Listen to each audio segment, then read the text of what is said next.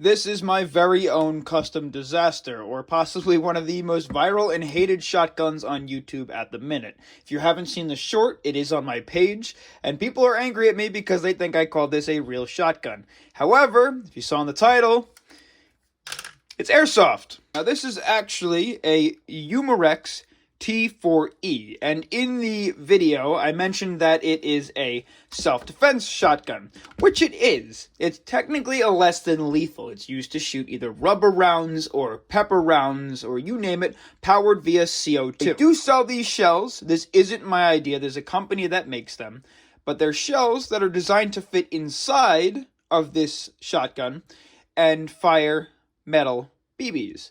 But if resized or used at this size to fire airsoft pellets, well, it just does that. First off, you'll notice this ridiculous paint job. I call it Big PP. I mean, come on. Look at it. A couple of the other features, I got a couple weird little alien faces over here and some like Star-Spangled Banner ass shit going on in the back. It's weird stripe pattern down the front. Obviously where it fires from, and some googly eyes. I guess, yeah, I colored that too.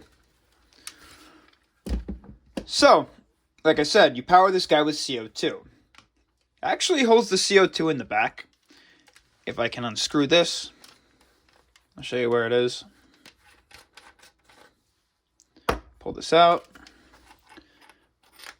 You take a CO2 cartridge. Now, the weird part is it goes in backwards. So you drop a CO2, a single CO2 in there. You take this guy, which also has an Allen key in the back. Screw that guy in until it's nice and tight. Now, it's an empty CO2, so it's not going to work. I don't want to burn a CO2 yet. But in order to ignite it, you bop it to start. When you bop, you hear this little psh. And this pin right here will raise. That's a signifier that you have CO2 in the shotgun. Now, the way this works is you pull the barrel open by pressing this button, which is honestly really convenient because you just run your hand down it and it opens, so it's very fast. And you load both of these 3D printed shells in. Like so. Closes nice and smooth. No problems there. Little specifics on the shells. The shells hold 9 rounds, 3 in each tube. You do need some sort of a pressure, like a pin or a unjamming rod or some sort of like thin rod that you can stick to the end. So you could push these past this little rubber stop. This acts almost like a BS hop-up, just holding the BB in place. So you got to load 3, 3, and 3, press them down, and then they stay in place. I do recommend firing like 2.2s or 0.25s. Anything higher and it drops really low. But the lower rounds definitely stay moving straight, and they don't keep such a tight-knit spread. They have more of like a flare, and with 9 rounds, you want that flare. You want that shotgun feel.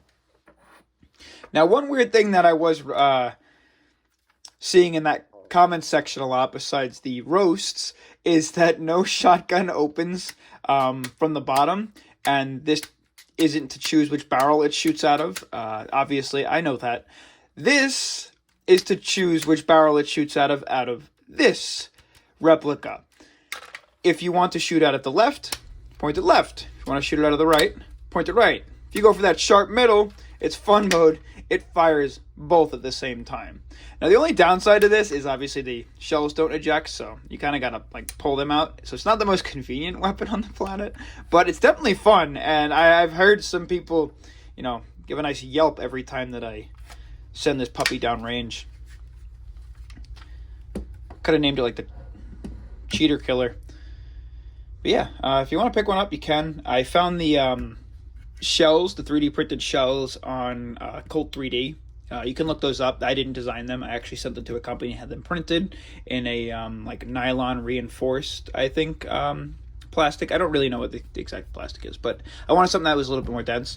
The one challenge that I was having is I had to order a good handful of them, and the reason I didn't buy the metal ones that they sell on the or a company sells already is because they're kind of expensive. They want like $25 for 2 of them. I got, I think, 20 of them for $100, so that wasn't too bad. But a lot of them didn't work. They were really tight, and what happens are when they're really tight, You can't get the BBs out because you can't push from this side, so you have to try and push them in and hope that the gas function will expel the rounds. If it doesn't expel the rounds, they're stuck in there. So what happened? First, if I pushed too hard, these little plastic nubs would break because I went too far down. So I lost a few shells because of that.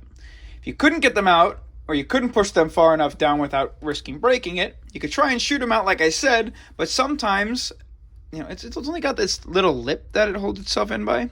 See that little lip? If all the gas pressure pushes into the round, and no BBs come out to let the gas go through it, it pushes the round into the fucking barrel.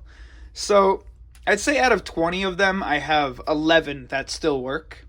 So it's not the best thing in the world, but, some of them got loose, some of them came loose enough. Obviously, 3D printing isn't perfect, especially when you're getting down to like millimeters and things. So, but yeah, I guess just kind of a weird shotgun idea that I had. There's a ton of different shotguns on the market. I just don't like the other ones because the other double barrels because the shells are really expensive or unreliable, or the shotguns themselves leak a ton. So I tried my own thing. It's fun. Still for my Jag arms. But yeah. Thanks for joining Big PP and I. I'm sorry if I April Fool's the crap out of a ton of you.